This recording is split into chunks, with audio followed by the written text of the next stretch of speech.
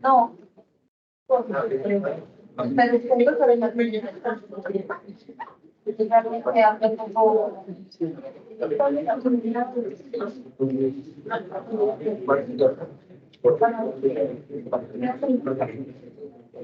Hola, buenas tardes. Bienvenidas, bienvenides, bienvenidos, ¿verdad? A este seminario de actualización permanente, hoy 5 de julio de 2023. Nuevamente estamos de manteles largos porque está con nosotros un egresado de aquí de la carrera que actualmente tiene una posición muy importante, ¿verdad? En la incidencia en la Semarnat. Aquí aparece su nombre, ¿verdad? Baruch Coyotzin Chamorro Cobatzin, espero haberlo pronunciado bien. Y va a abordar un tema muy importante, muy relevante. De hecho, hay una materia que nos imparte el doctor Rafael Ortega Pasca acerca de los recursos genéticos, ¿sí? Entonces, esta temática es central. También vamos a tener la participación en un momento dado de otro personaje que ya lo presentará Baruch. Pero en este momento damos esta cordial bienvenida a ustedes, ¿verdad? Estamos casi cerrando este seminario. Solamente queda una sección más, pero en este día es fundamental, también en el marco del Día del Ambiente. Hemos resaltado mucho la parte del ambiente y no del medio ambiente. Es la conservación del ambiente como un todo, ¿no? Y en este sentido, los recursos genéticos son centrales. ¿Qué tanto nuestro país, ¿no? A nivel mundial ocupa un lugar relevante, ¿sí? En esta parte, no fitogenéticos, sino genéticos en general. Y Baruch, te invito a que pases por acá. La presentación más formal, curricular, la va a hacer la doctora Eunice Ferra López, nuestra directora académica, pero pues yo darle una bienvenida, así como los veo a ustedes.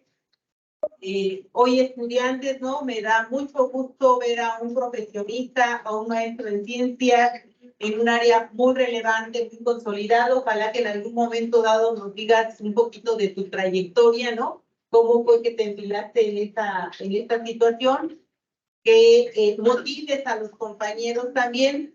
A mí me tocó acompañar el trabajo de campo a Baruch, ¿no? Estuvimos en la Sierra Norte de Oaxaca, en Sogochi. Sí, así es, Santa María Sogochi. Santa María Sogochi, ¿no? Y de ahí les podría platicar muchísimas anécdotas, pero mejor voy a ceder el paso a la doctora Eunice. Bienvenido, bienvenido. Gracias. Bueno, pues Baruch Coyotzin Chamorro Cobatzin es ingeniero en agroecología, egresado de la Universidad Autónoma Chapingo. Cursó temas especializados de maestría en genética en el Colegio de Postgraduados. Su experiencia laboral ha sido de colaborador técnico en el programa académico sobre mejoramiento participativo de maíces nativos de la Universidad Autónoma Chapingo, programa dirigido por el doctor Rafael Ortega Pasca, así como asesor técnico de productores de maíz nativo en Tlaxcala. Además, realizó estancia en el INIPAC en la línea de investigación sobre especies forestales de la selva baja caducifolia y desde 2019 es subdirector de recursos genéticos de la Semarnat, adscrito a la Dirección General de Recursos Naturales y Bioseguridad, en donde se desempeña como apoyo técnico en instrumentos de fomento y normatividad de los recursos genéticos, en especial de los que México es centro de origen y diversidad genética. Bienvenido, pues un fuerte aplauso.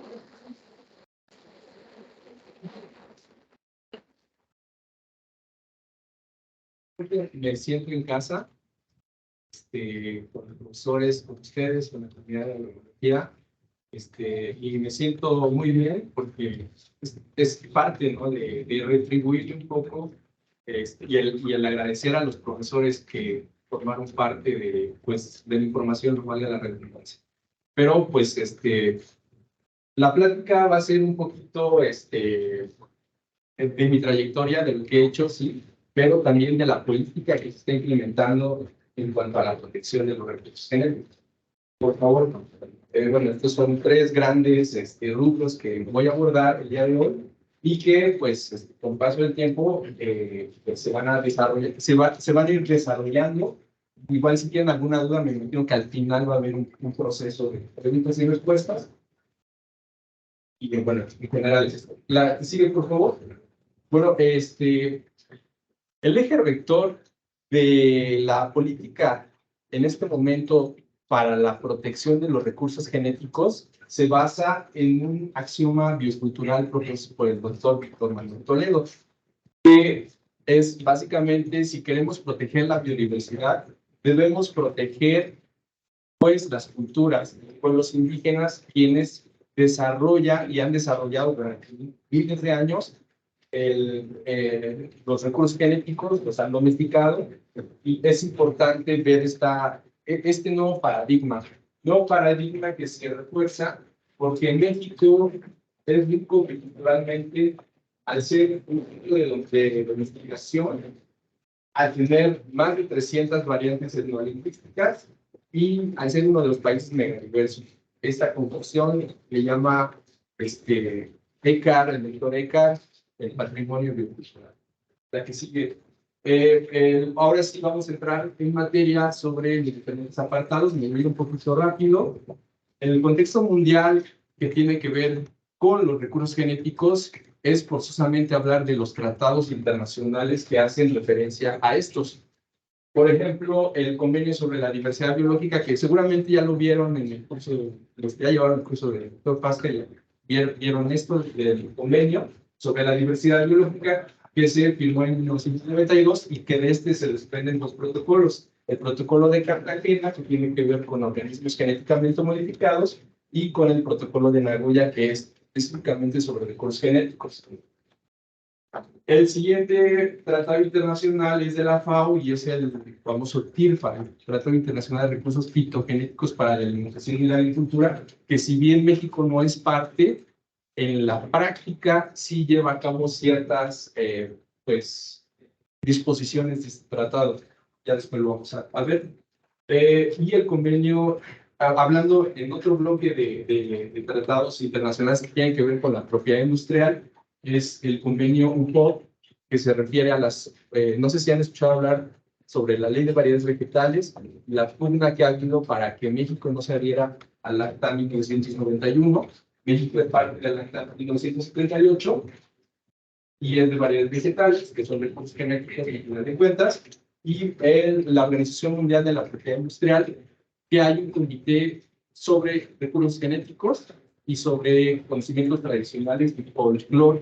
En este caso, se está llevando a cabo las discusiones a nivel internacional porque se prevé que para el 2024 se firme un tratado internacional sobre la propiedad industrial en materia de recursos genéticos, que tiene que ver también con este patrimonio cultural de los pueblos y los derechos colectivos que pueden aplicarse en esta cuestión. También quiero actualizarlos porque el año pasado, finales del año pasado, se firmó la declaratoria de Kunming-Montreal, derivado de unas reuniones, en este caso la Conferencia de las Partes, que se desarrolló en China y en Canadá debido a la pandemia. Pero en términos generales, esta declaración prevé que para el 2030 se conserve más del 30 o al menos el 30% de la superficie terrestre y de mar, se restaure el 30% de los ecosistemas degradados y se reduzca la introducción de especies invasoras. También algo muy importante que se me pasó es que se adopta un término muy interesante para los recursos genéticos, que son las secuencias digitales sobre los recursos genéticos. Cuando hablamos del genoma de un recurso genético, estamos hablando de secuencias de aminoácidos, seguramente ya lo vieron con el doctor Juan Antonio. Pues bueno, esas secuencias de aminoácidos se pueden pasar a un archivo digital y se sube a una base de datos. Entonces ya estamos viendo que no solamente es el recurso genético físico, sino también digital, y eso lo contempla ya el convenio sobre la diversidad biológica. A nivel nacional se aplica en una estrategia nacional. ¿Le puedes regresar, por favor, al anterior? Levanten de aquí, ¿quién conoce la Estrategia Nacional de Biodiversidad? No lo conocen. Bueno, esa es una buena tarea que tienen ahorita que van a entrar en vacaciones, porque ahí se plasma lo que se tiene que hacer en la política pública para llevar a cabo las disposiciones del convenio sobre la diversidad biológica. La semana pasada tuvimos una reunión en Conavio para actualizar esta estrategia que se dio en el gobierno de Peña Nieto, para actualizarlo a las nuevas metas del 2030. Entrando al contexto nacional, es muy importante ver que ya viéndolo como territorio, el país está conformado por diferentes elementos, entre ellas la tenencia de la tierra. Más del 50% es propiedad social, ya lo vieron seguramente en los cursos, y también gran parte del territorio está conformado por pueblos y comunidades indígenas y áreas naturales protegidas. Si nosotros hacemos un traslate de estos mapas, vamos a poder verificar que el axioma biocultural del que yo les hablé al inicio, pues se cumple en México. Y así como en México se cumple en Indonesia, en Brasil, en otros lugares que tienen estas características, ¿no? Lenguas, biodiversidad, culturas, son centros de origen y diversidad genética. La que sigue, por favor. Y bueno, en este paso de la política que pues, adquiere México para los compromisos internacionales, es la firma del Tratado del Protocolo de Nagoya. Si han escuchado hablar del Protocolo de Nagoya, si no, yo les daré una introducción muy breve que se desprende del tercer objetivo del convenio, que es la participación justa y equitativa de los beneficios que se deriven de la utilización de los recursos genéticos. Los otros dos objetivos, que tienen que ver con la conservación de la diversidad biológica y la utilización sostenible, lo ven otros instrumentos, pero específicamente el de la participación justa y equitativa es el Protocolo de Nagoya, que entró en vigor en México en el 2014 con el gobierno de Enrique Peña Nieto. La que sigue, por favor. El Protocolo de Nagoya tiene un objetivo que es la utilización de los recursos genéticos para la conservación de la diversidad biológica. Y su ámbito de aplicación son los recursos genéticos y los conocimientos tradicionales. Ahí, es decir, las generalidades del Protocolo de Nagoya es ver dos figuras importantes en esta cadena de la utilización de los recursos genéticos, que por un lado son los proveedores, los que mantienen, conservan, preservan la diversidad genética, como puede ser los pueblos indígenas, los ejidos, las comunidades agrarias, y los usuarios de los recursos genéticos, que son propiamente los que utilizan esos recursos genéticos para generar una satisfacción, un producto, etcétera, etcétera. Se hace a través de un proceso de acceso. El acceso se define como la utilización de los recursos genéticos, y soy muy específico en la terminología porque los abogados así lo han diseñado. El Protocolo de Nagoya es un instrumento jurídico y por eso lo estoy desmembrando un poquito para que se entienda de la mejor forma. La utilización de los recursos genéticos es la investigación y desarrollo sobre la composición genética y o bioquímica de los recursos genéticos, y se puede llevar a cabo, o más bien se tiene que llevar a cabo mediante dos figuras importantes. El consentimiento fundamental o previo, que es un permiso, ya después ahorita lo vamos a ver a detalle, y las condiciones mutuamente acordadas. Esto se le da reconocimiento al punto focal nacional. El punto focal nacional es la dirección general a la cual pues, estamos adscritos el maestro Joel y un servidor. Somos parte del punto focal, y el punto focal lo remite a la autoridad nacional competente. La autoridad nacional competente emite un permiso de acceso que a su vez se convierte en un certificado. Entonces, básicamente, este protocolo de Nagoya certifica las acciones de utilización de los recursos genéticos. Otro punto importante es la verificación que se hace en la trazabilidad, porque si bien se han dado permisos de acceso a recursos genéticos, pues se tiene que revisar cómo se llevó a cabo. Por eso están los puntos de verificación. Sí, por favor. Y no sé si tengan hasta aquí alguna duda, algún comentario, si quieren ver algo. Sí. O sea, ese proceso de control es como a nivel internacional. No, esto se hace operativamente a nivel nacional y para eso los países tienen que modificar su marco jurídico para poder llevar a cabo esta certificación. Lo maneja así el protocolo y estoy utilizando los términos porque en México se tiene una visión diferente. Sí, pero vamos a ir poco a poco a llegar. Sí. ¿Qué es la utilización de los recursos genéticos? Pues como ya les dije, es la actividad de investigación y desarrollo sobre los recursos genéticos. Y un ejemplo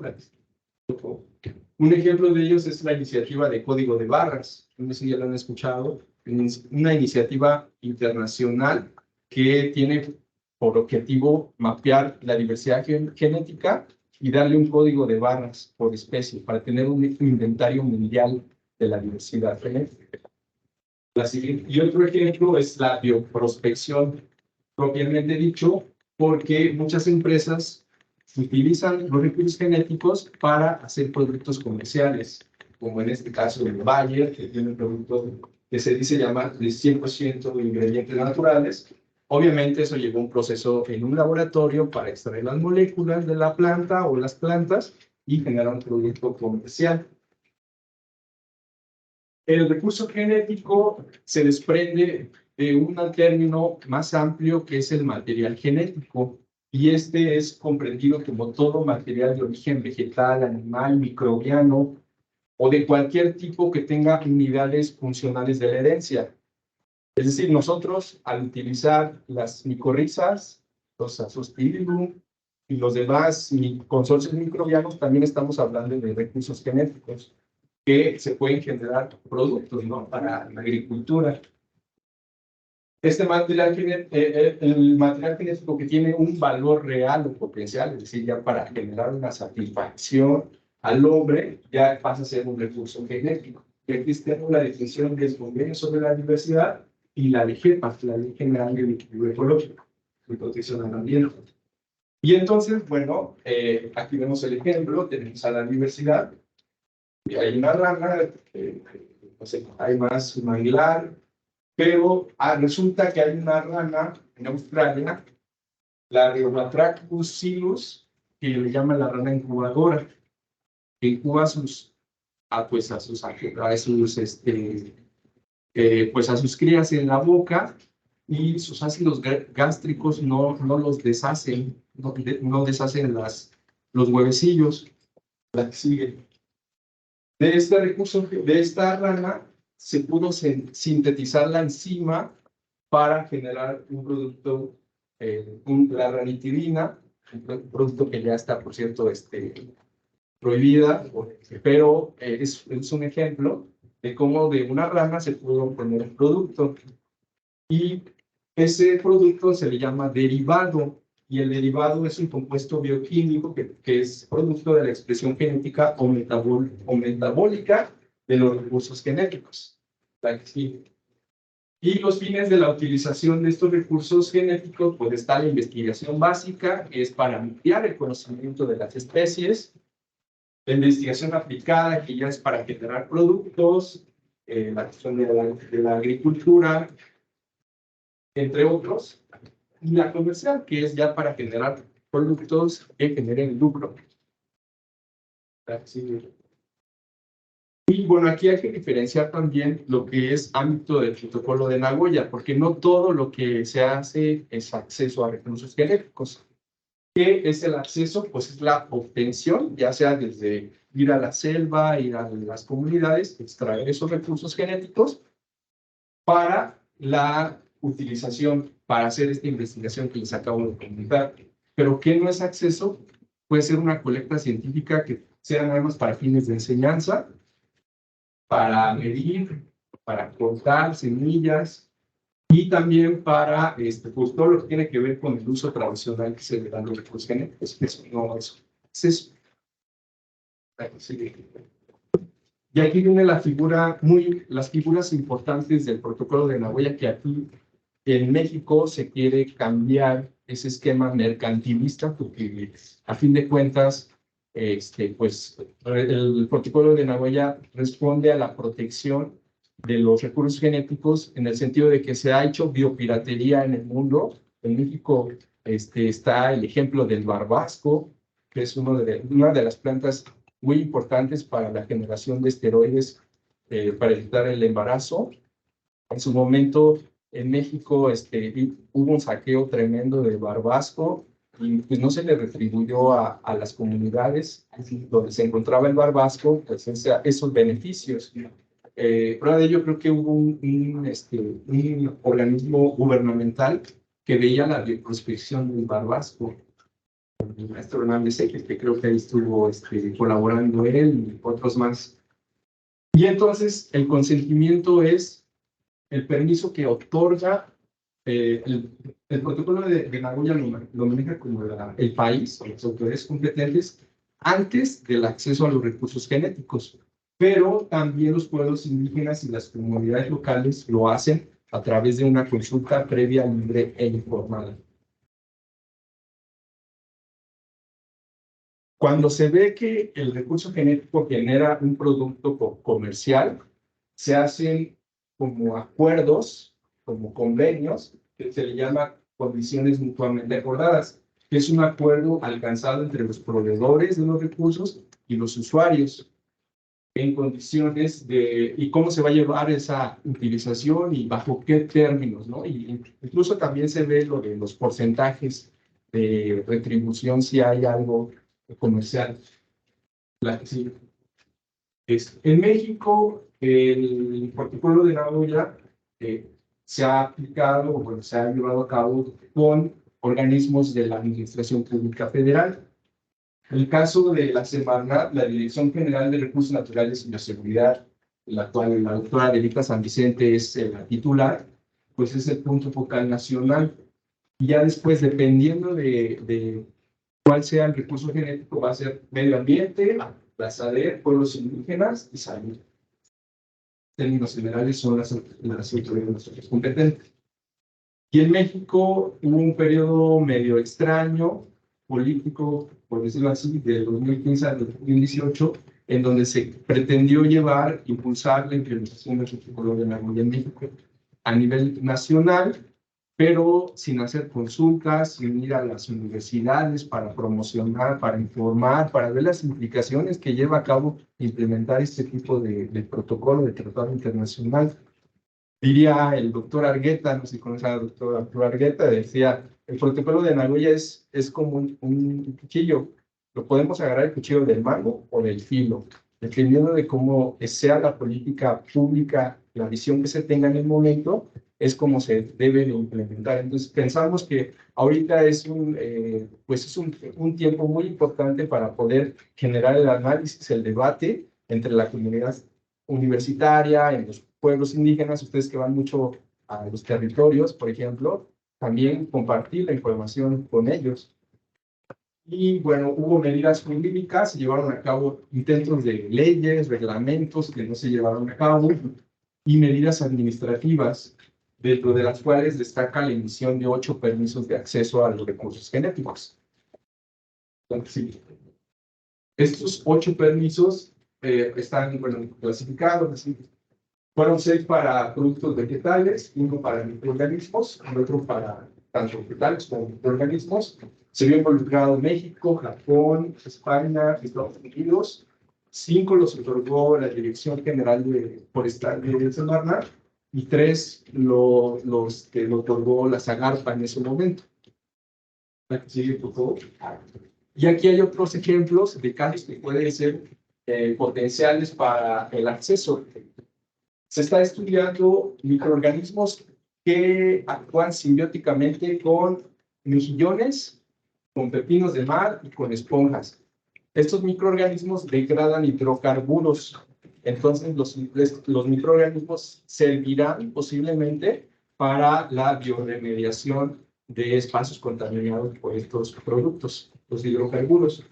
En Guanajuato, la Sierra Gorda, existe una planta que es el chincuague. No sé, a lo mejor lo conocen aquí, y esa planta puede servir para muchas cosas. Antimicrobiano, antihongos, desparasitante, me parece, para la cuestión gastronómica, etc. Y el veneno del alacrán, que puede servir para controlar el cáncer, ¿no? Eso es uno de los ejemplos que pueden ser potenciales al acceso. Y hubo un caso muy emblemático justamente en el área donde fuimos a hacer el seminario. Bueno, en ese entonces era seminario, ahorita tiene otro nombre. Línea de gestión. Gestión. Y la línea de gestión, en Oaxaca, en la Sierra Norte, se llevó a cabo un proceso de bioprospección en el cual se vio involucrado un maíz de la raza Olotón, que tiene una característica muy distintiva de la mazorca, la base abultada, y forma parte de un grupo hipocónico que está más amplio de la base y más angosta. Sus raíces adventicias generan un mucílago que es propicio para la generación o para el cultivo de bacterias fijadoras de nitrógeno. Es decir, bueno, aquí estas colonias de bacterias fueron aisladas, identificadas, y se dieron cuenta los investigadores de la Universidad de Davis y de una empresa que era un maíz que se autofertilizaba. Y bueno, este maíz olotón está de interés porque tenemos una crisis alimentaria debido a los factores, entre ellos la pandemia, la guerra con Ucrania, el alza del petróleo y los fertilizantes nitrogenados principalmente pues han crecido en su valor y también pues se producen menos. Entonces el maíz olotón fue de interés para esta empresa que se llama Mars y que tiene todas esas marcas de alimentos balanceados para mascotas. Y si ustedes ven en la etiqueta donde dice ingredientes, el primer ingrediente dice harinas de maíz, harinas de cereales. Ni siquiera es la proteína, que es lo que importa para los gatos o los perros. Es el maíz el que utilizan. Entonces quieren disminuir costos y generar más ganancias. ¿Y qué les sirve? Pues las bacterias picadoras de nitrógeno del maíz olotón. Entonces, esta empresa pidió el acceso para los microorganismos, las mazorcas, el mucílago y la planta completa. Y este caso fue el Bioneros Inc. 2016. Cada vez, esto es público, todo esto que les estoy diciendo es público, y lo pueden encontrar como caso de demanda. Después de lo ocurrido, salieron varias notas periodísticas cuestionando de quién es la propiedad de los recursos genéticos de una comunidad que dio el acceso, de varias comunidades que tienen el maíz olotón en su territorio, o de países, porque este maíz olotón se encuentra distribuido en la Sierra de Guatemala. Entonces ahí entra un debate para ver de quién es la propiedad. Y, bueno, no sé cómo vaya de tiempo, no sé si hay una pregunta, un comentario o algo. Ese caso del maíz olotón es en el periodo político que comentas que no se hacían las consultas. Es correcto. Sí, fue en el 2016. Y justamente se llevaba como un caso exitoso en la COP que se hizo en Cancún, la COP3. Todo está en público, lo pueden analizar las notas periodísticas.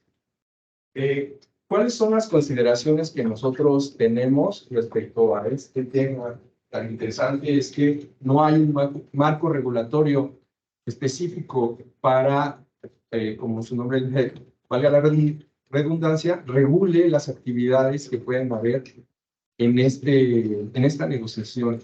Tampoco hay información en los territorios, que es importante, que se debe de llevar. Tampoco hay capacidad institucional para monitorear, porque son muchísimos recursos genéticos y a quién le va a tocar la competencia, ¿no? de llevar a cabo la trazabilidad. Y y el gobierno tiene una postura de mediador o de tutelaje para que esta balanza no se vaya más hacia las empresas o los centros de investigación y deje de lado a las comunidades y los pueblos indígenas, incluso agrarios, ejidos, etcétera, que conservan los recursos genéticos. Aquí entramos nosotros como agricultólogos para llevar la información y para informarles el valor que tienen sus recursos genéticos. Las acciones a las que, pues, ahora sí ya hablando más de lo que, bueno, mi persona ha colaborado en la semana, es hemos hecho un diagnóstico amplio para la implementación del protocolo de Nagoya. Hemos conjuntado a muchas entidades del gobierno para poder analizar qué le toca a cada quien. Hemos también organizado eventos masivos en línea. Ahorita les voy a enseñar un ejemplo. También se han concretado criterios jurídicos para la atención de las solicitudes de acceso. Se hizo un comité de recursos genéticos para la agricultura y la alimentación, porque quedan muy en un vacío legal estos recursos genéticos. Y también se ha sistematizado información sobre las solicitudes de acceso que hemos tenido. Eso, un servidor es el que hace toda esa sistematización. Y un ejemplo, bueno, si quieres, ya vamos al marco jurídico, no sé cómo vaya de tiempo, solamente bien. Sí, muy bien. El marco jurídico se hizo este análisis para poder ver cómo se podría abordar la protección de los recursos genéticos. Como les decía, hay un vacío porque ¿cómo podemos diferenciar una especie silvestre de una especie domesticada o semi-domesticada? ¿Cómo diferencias? Genéticamente, técnicamente, jurídicamente, ¿cómo podríamos hacer esa distinción? Porque con base en ello vamos a ver quién es la entidad que sería la autoridad nacional competente. Entonces, después de un análisis completo, utilizamos un diagrama que en su momento el SNICS, el Servicio Nacional de Inspección y Certificación de Semillas de la SADER, mostró, pero estaba como que muy ambiguo o le faltaban cosas.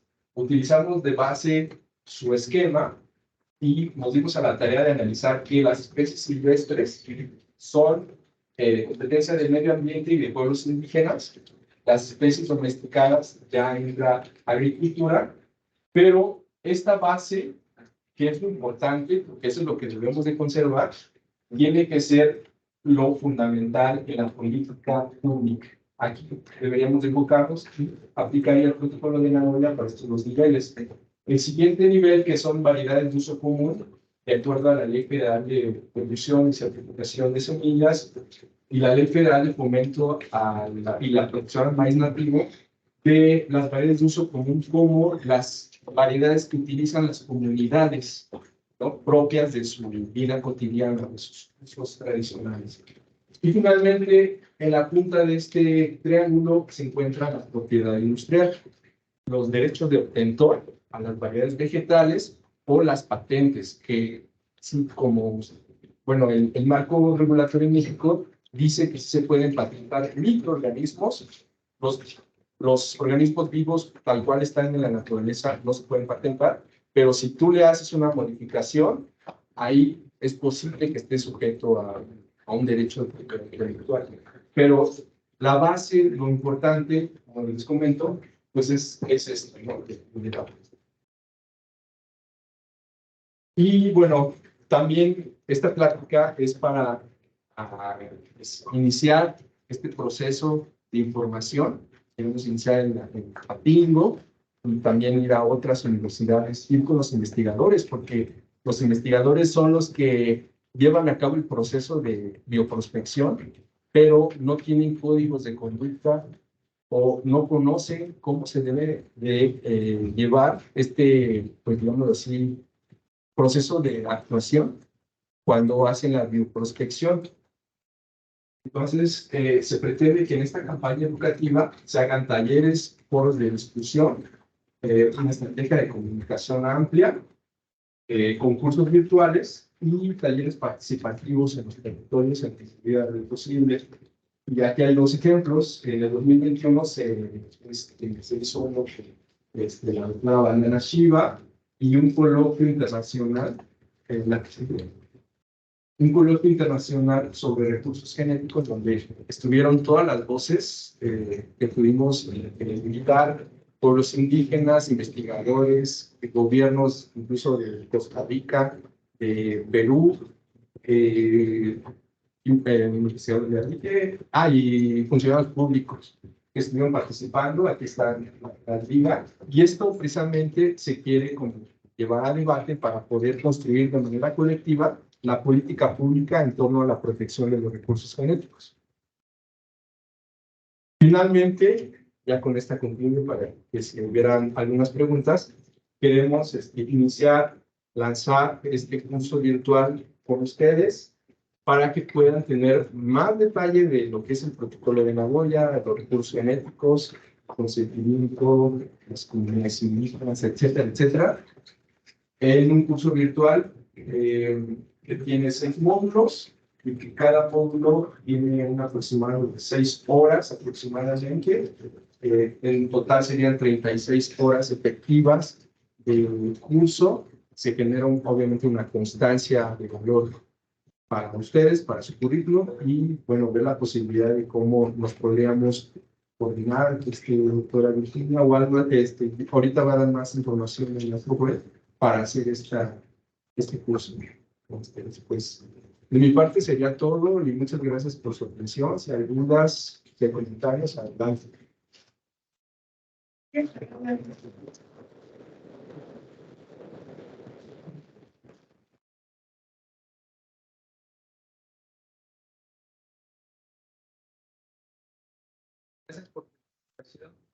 Suena muy interesante querer compaginar el bagaje jurídico nacional con convenios internacionales como el protocolo de Nagoya. Pero en el caso específico del maíz, por ejemplo, esto está en el segundo escaño de la pirámide que propone Semarnat.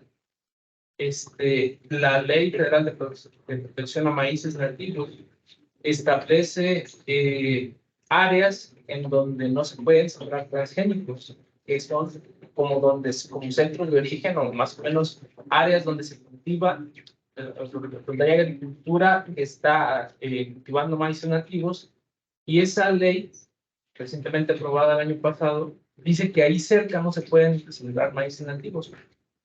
Tú, como parte en este caso de la Semarnat, ¿cuál es tu opinión? O sea, si queremos compaginar el protocolo de Nagoya con el marco jurídico, ¿qué se tiene que hacer ahí? Porque la ley de protección de maíz nativos dice, aquí hay maíz nativo, aquí no se pueden sembrar transgénicos. Entonces, pero tú sabes que la polinización abierta y todas esas cosas, los productores van y vienen, son productores activos, no se casan con un maíz, aunque lleve ahí generaciones. ¿Cuál es tu opinión con esas dificultades jurídicas? Sí, pues es muy importante lo que comentas. Lo de la delimitación de las áreas geográficas para no sembrar organismos genéticamente modificados, en específico el maíz, emana de la Ley de Bioseguridad de Organismos Genéticamente Modificados. Me parece que es el artículo 86, donde dice que ahí está prohibido este tipo de actividades. Sin embargo, en el 2013 hubo una resolución por parte de la Suprema Corte de Justicia, que por cierto hoy cumple 10 años, la demanda colectiva en contra del maíz transgénico, para que se abstuviera el gobierno de emitir permisos de utilización del maíz genéticamente modificado al ambiente. Lo de la ley de maíz la ley de fomento, ahí yo participé también en el último proceso con la senadora Ana Lilia Rivera, perdón, con Jesús Rodríguez, que era la impulsora de esta ley.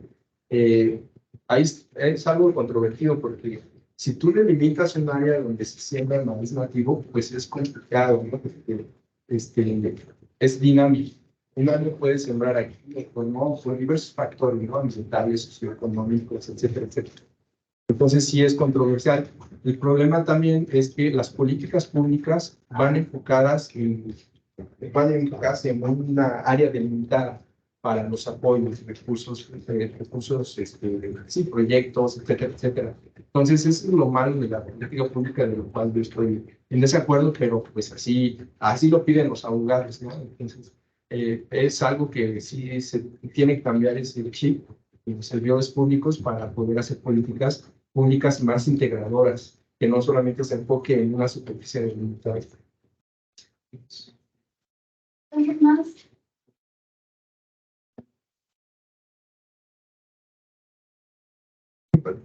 ¿Qué relación tendría las medidas que se adoptan en el protocolo de Nagoya con la implementación del autónomo en el país? Y si personalmente creo que sí pasa esa, lo que adopta ya es esa versión de la actuación. Híjoles, pues también es un tema muy importante y controversial, porque la UPOC responde a tratados de comercio. Estos tratados de libre comercio que firma México y que si no los firma puede llegar al caos, ¿no? Ese es un pensamiento. Pero en estos tratados internacionales dicen, en materia de propiedad industrial, propiedad intelectual, tienes que adherirte a esto porque si no, no estás cumpliendo los intereses, ¿no? Entonces, parte de los tratados internacionales es que reconoce la soberanía de los países para llevar a cabo ya las medidas políticas de legislación o de jurídicas para implementar los tratados internacionales. Entonces, lo deja la soberanía y dependiendo mucho de la visión que tenga el gobierno en ese momento, es como dice, entonces sí me adhiero a esto, ¿no? O me voy a una controversia, ¿no? Como lo que está pasando ahorita con el país, en el marco del TEMEC, Estados Unidos y Canadá le están diciendo a México, es que tú debes de permitir que yo te venda maíz genéticamente modificado, ¿no? Le están exigiendo a México, pero México le está diciendo, a ver, espérate, nosotros somos centros de origen, de diversidad genética del maíz, debemos de proteger nuestro patrimonio, ¿no? O sea, así como protegemos nuestras ruinas arqueológicas, nuestro petróleo, también tenemos ese derecho a proteger nuestra diversidad genética del maíz. Y eso es algo que se está llevando a cabo en estos momentos, pero que sí se deben de llevar argumentos técnicos, científicos, para poder defender la postura. Y eso es muy importante que debemos de tener todos, esa fundamentación dura para proteger los recursos que tenemos. Pero si nos pudieras ampliar esta parte que tú señalabas bien, la disputa que hay para la situación de reconocer derechos de propiedad, en este caso que señalabas del maíz, ¿no? Que se encuentra en México, pero también está en Guatemala. Y si hay alguna situación como de una propiedad colectiva, ¿no? Porque finalmente fueron, digamos, especies, procesos, ¿no? Colectivos. Sí, es otra dicotomía que hay en la partidista. Los derechos de propiedad intelectual se otorgan a particulares. Así está el sistema, desgraciadamente, pero han habido intentos en el Comité Intergubernamental, que les comenté probablemente al inicio, que está pugnando por un derecho de propiedad sui generis. Este derecho de propiedad sui generis contempla precisamente que sea colectivo. Y uno de las acciones de este gobierno fue la emisión de la Ley Federal para la Protección del Patrimonio Cultural de los Pueblos Indígenas, que ya contempla ahí algo del derecho colectivo, pero que hace falta amarrarlo más con recursos que van más enfocadas hacia los textiles, que luego ha habido de Zara, de empresas transnacionales que se apropian de los diseños, de las comunidades y que lucran sin darle una retribución. Entonces, sí, es algo que se está discutiendo precisamente en este año y el que sigue van a estar los debates. Pero sí es necesario que lo piensen en conjunto.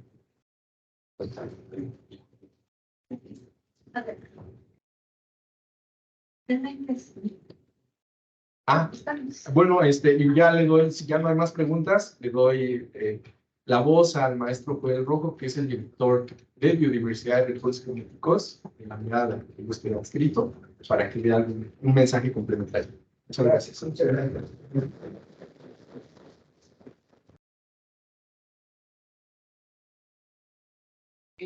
El tema del protocolo de Nagoya hay que visualizarlo que pues es un documento internacional.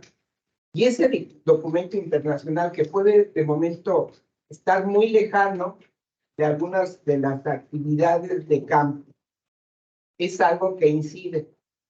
Es decir, quizás ustedes pueden estar preocupados viendo alguna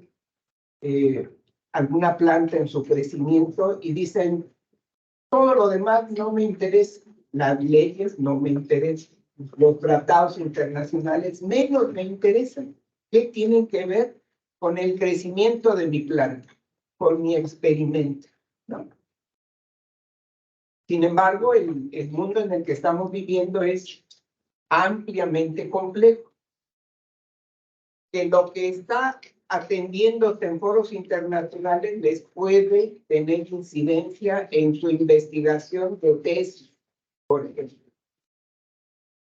Es muy común que cuando nosotros asistimos a una comunidad y a ustedes lo reciben muy bien, porque son gente de la Universidad de Chapingo que ha dado mucho en conocimiento, lo reciben, ustedes piden semillas, plantas, tierra y se la llevan. Eso en el futuro próximo ya no va a ser posible. Porque ha sido la manera como ha sido saqueados los recursos. Llegan investigadores y más cuando son de naciones, por llamarlas así, retiradas o exóticas, etc. La gente lo recibe mucho más, ¿no? Porque es gente que no llega cercanamente a los pueblos y son los que se llevan semillas, plantas, tierra, etc. Y hacen investigación y entonces nos dicen primero que hacen investigación para conocer, cuando ya muchas veces ya tienen la idea de patentar. Y este es un choque entre las comunidades y el modelo internacional que se tiene.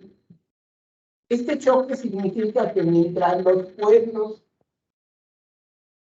ofrecen el conocimiento, ustedes llegan a una comunidad y si les duele el estómago, les van a dar en la comunidad un té de alguna planta que les va a remediar y les van a decir cómo se llama la planta y hasta les pueden regalar la planta. En el modelo que está en el mundo predominando, todo tiene su precio y todo tiene su dueño. Por eso es que el asunto de las patentes choca con las comunidades. Las comunidades no se apropian de la naturaleza. Las comunidades conocen y van dando a conocer los beneficios que tiene, cómo se puede aprovechar. Pero el modelo de todos estos tratados va tendiente a alinear a los países para tener marcos legales en donde se vea la naturaleza como capital, como un proceso de negocio. Y entonces, estos elementos en donde llega la gente y se lleva algo, después resulta que lo tenemos en patentes y después nos lo andan vendiendo. Es en el punto focal que tenemos nosotros, en donde es un correo electrónico donde llegan las solicitudes de investigadores que pretenden tener un certificado del gobierno mexicano para poder realizar investigación y obtener precisamente recursos genéticos para la investigación. Hemos tenido cosas muy interesantes. Parush es quien maneja esa base de datos. Y dentro de esa base de datos, en una ocasión, un investigador pedía que se le diera su certificado porque se lo pide un organismo internacional que, como está promoviendo el protocolo de Nagoya, entonces se lo exige al investigador.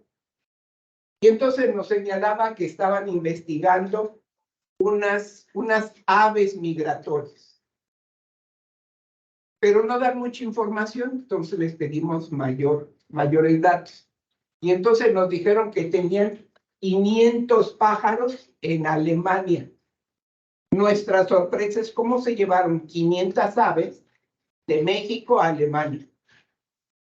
Y entonces cuando Parush les pide que cuándo fue el permiso para poder sacar esos ejemplares, nos dicen, no, nos llevamos nada más muestras de sangre de 500 aves. Y entonces, ¿cómo se llevaron? De todas maneras, 500 pruebas de sangre a Alemania. ¿Cómo las trasladaron? ¿Quiénes les dieron los permisos? ¿Cómo pasaron las aduanas? Pues, estos elementos son cosas que nos llegan a nosotros y nos dan grandes sorpresas de cómo ya tenemos investigaciones que se están desarrollando fuera del país con claros elementos sobre investigación que cuando vienen a pedirnos, dame el permiso, no nos dicen qué es lo que tienen en claridad. Y lo que desean es obtener ya algunos elementos claros para poder realizar lo que va a ser la investigación aplicada, y la gente que es dueña de sus terrenos y en donde están esos recursos genéticos, ¿les toca algo? El protocolo de Nagoya tiene una propuesta, es una propuesta internacional, México la ha firmado, y es un proceso muy interesante que todavía no acabamos de construir. Pero aquí vienen algunos de los problemas para su aplicación. Imagínense ustedes que todos quienes están aquí en el auditorio son personas que viven en pueblos, digamos, toda esta hilera, todo este bloque es un ejido. La mitad de aquí es una comunidad, los del fondo son pequeños propietarios.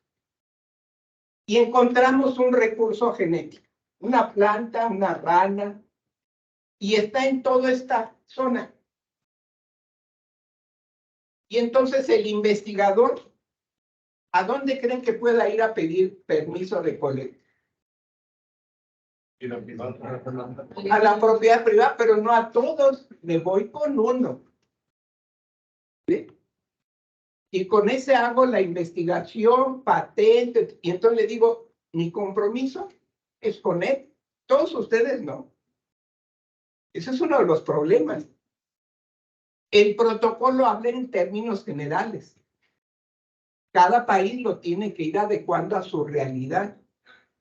Y entonces en Semarnat estamos haciendo algunos planteamientos de que es importante que tienen que tener conocimiento todos los del territorio, ejidos, comunidad, pequeños propietarios. Todos ellos son los que han estado conservando sus recursos. Deben de saber qué es lo que se va a investigar, los resultados, y en su caso, si existe aplicación, pues precisamente un reparto equitativo. ¿De cuánto? Porque también habría que pensar de cuánto puede ser ese reparto. Hablando de dinero.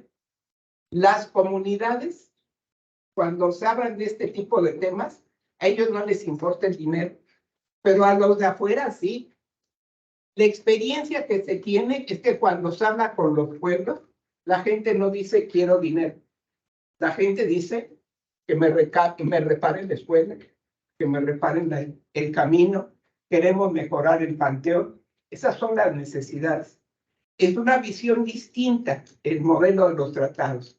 Pero para poder conocer cómo a ustedes les va a impactar en el futuro estas circunstancias internacionales en donde el país es miembro de estos tratados y cómo se va a ir aplicando, nosotros tenemos en Semarnat un curso virtual de 36 horas, en donde cada módulo ustedes lo van desarrollando en una semana, cambia la semana y entonces subimos a la plataforma otra unidad y ahí van a encontrar ustedes algunas breves participaciones de gente muy reconocida de manera internacional.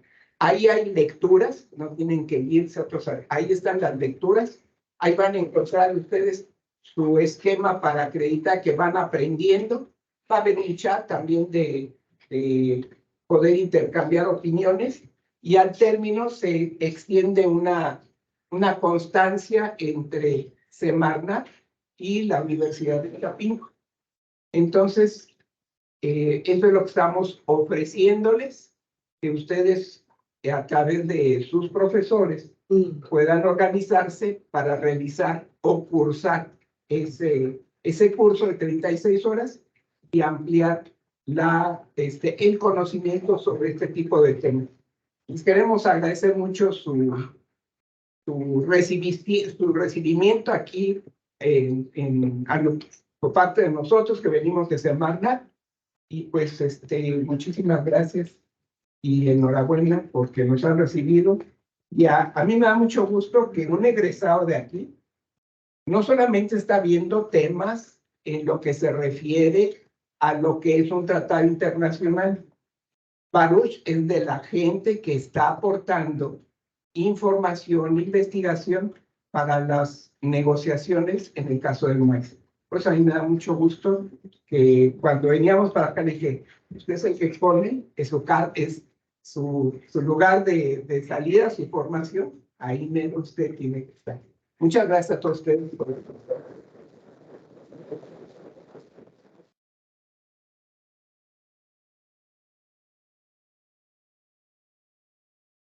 Maestro Joel, maestro Baruch, pues igualmente es para nosotros un gran gusto como comunidad de antropología revivible. Es una gran oportunidad que en pues en otros tiempos no se había dado, ¿no? Esa juntar sinergias, ¿no? En ubicar acciones que desde la academia,